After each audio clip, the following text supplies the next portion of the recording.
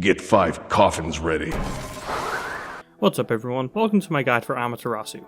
Amaterasu is a basic attack based warrior with a relatively weak early game, but a solid mid game and a crazy late game, so long as you don't get too far behind. Amaterasu, as a basic attack based character, has a lot of flexibility in her builds. She has a build you could consider standard, but really you want to jump around as much as you can, item-wise, to make sure you optimize your damage while still including strong counter items like Toxic Blade, Spectral, and Witchblade. Relics-wise, she's very flexible like most warriors, but she's luckily one of the warriors who doesn't even require Blink to be effective, although it is still strong on her too. I personally find a Blink and a Horrific or a Sprint to be the best for me, but going into beads on her is acceptable too. Amaterasu has a bit of a reputation as a god who just holds down the basic attack button and runs at you, but there are plenty of mechanics at play when it comes to her to optimize her play, starting with her passive. When Amaterasu successfully basic attacks an enemy 3 times, they begin emitting an aura around them, the enemy themselves and any enemies in the aura taking 10% increased damage from all sources. This passive remains on the affected enemy for 5 seconds, or until Ama affects another enemy with this passive. So this passive, along with her basic attack chain, is the main reason Ama is considered a basic attack character. In case you hadn't noticed, her basic attack string is set up perfectly for proccing this extremely good passive as quickly as possible, only getting better when attack speed is added to the mix. That said, it can be a little tricky to slap 3 basic attacks in a row on a single minion in a minion wave, so you want to get used to chasing down a single minion to initiate this passive on the wave, as the AoE will easily entrap the entire wave. This is part of where Ama's weak early game comes in. To get optimal clear, you need to have this passive on the wave, and yeah, in a lot of matches that's just not going to happen, so you really don't want to start walking straight up to the wave to do this until you're around level 7 or 8. That's when her clear is okay without passive and really solid with it. The laning phase, of course, isn't the only part of the match, and this passive becomes much simpler as the game goes on. It becomes a lot like Anher's passive that we discussed last time. Ama already wants to be in people's faces, going to Smackdown, and this passive enables that perfectly, and other teammates doing bonus damage too is just a nice upside. While in Ama's case, it goes from being a nice upside to a massive advantage when it comes to hitting jungle bosses, as your entire team will be dealing bonus damage to jungle bosses if the passive is inflicted on them, resulting in significantly faster Fire Giant, Pyromancer, and Gold Fury kills. Of course, objective calls are some of the most open-ended discussion points during a match, but to simplify it, when you're just starting with Ama, just keep in mind that if a Fire Giant or Gold Fury seems like a good call under normal circumstances, it most certainly is one with Ama on the team. Now for Ama's first ability, which is basically a second passive. Once this ability has a level in it,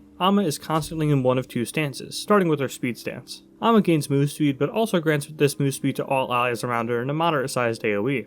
Then, once this ability is activated, she heals for a set amount and is swapped to her other stance. This stance grants Ama power, and also grants this power in the same AoE as the move speed. Then once activated again, she goes to the speed stance and heals, and so on. Usage of this ability goes down in a lot of the same ways her passive does. It just helps her get on with the job of getting in people's faces and cutting them down. The move speed is great for both chasing and escaping, and the power stance is great for once you've caught up to your target or for when engaging. You use it exactly how you expect to use it, but I wouldn't shy away from just spamming this ability for the heal during fights as well as when taking trades. It's really the thing that makes Ama's weak early laning bearable.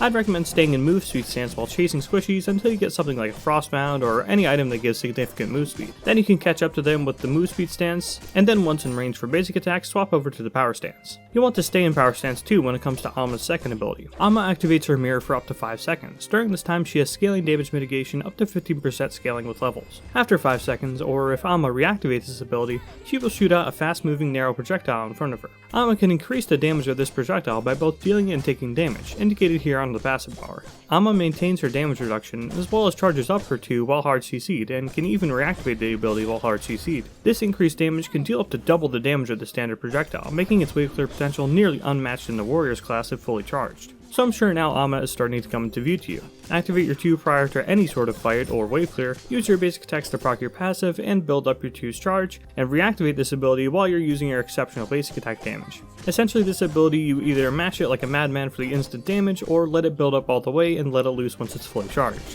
One way to guarantee it will hit though is Ama's third ability. Ama generates a striking beam of light in front of her which damages and silences enemies, then dashes forward. This is an important distinction with this ability because the actual beam that silences and the dash are completely separate. They're just happening at the same time. To be honest, this doesn't come up too often.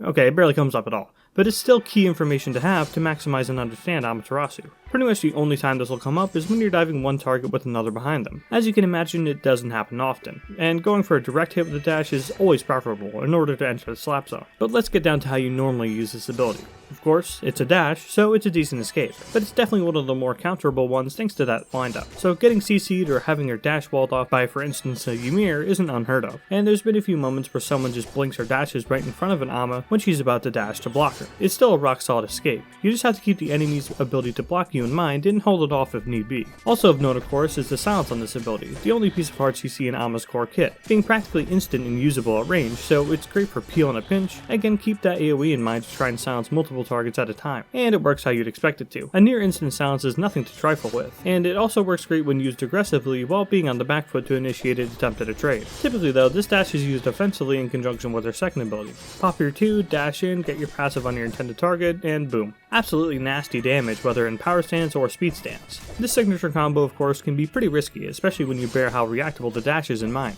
but that's where Ama's ultimate comes out to play. Ama becomes CC immune for 2 seconds, striking in a large AoE cone in front of her 3 times, each cone dealing increased damage on successful hits. So this ability does also have a slow and of course an insane 2-second stun on it, but the way it works is a bit strange. The wording may lead you to believe that you need 3 successive hits on the same target to get the stun, but that isn't the case. In order to get the slow on the second hit, you need to have hit the first strike on any enemy god, not just one single god. Then in order to get the stun on the final hit, you need to have hit 2 strikes on any enemy gods. Again, it doesn't have to be the same god you're hitting the stun portion on. It's a little hard to explain, so let me just show you visually.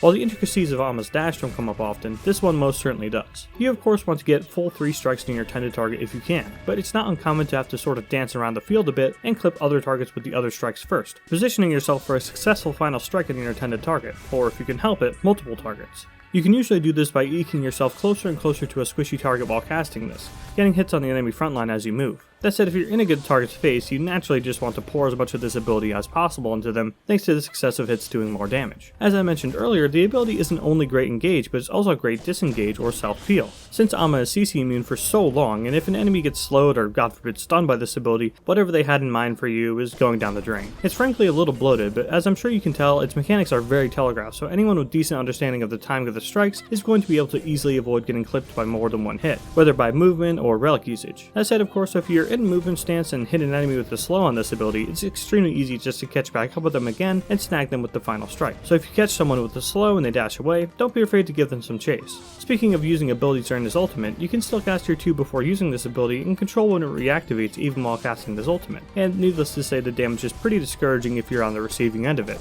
This ability makes Ama a god with extra movement speed, 15% damage reduction, a 30% slow, and a 2-second AoE stun. It's no joke. And if you get your passive on your intended target prior to hitting the entirety of the ultimate, and there's no one who can really match her damage in the warrior class if all the stars align. Ama's combos are pretty much the same every time, but here's a few examples of them.